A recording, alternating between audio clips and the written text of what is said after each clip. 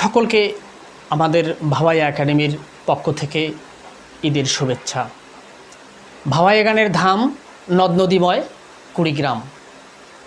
ভাওয়াইয়া গান পরিবেশন করতে আসছেন আমাদের ভাওয়াইয়া একাডেমি পরিবারের সদস্য ও বাংলাদেশ বেতার রংপুরের নিয়মিত ভাওয়াইয়া কণ্ঠশিল্পী রেখা রানী সরকার।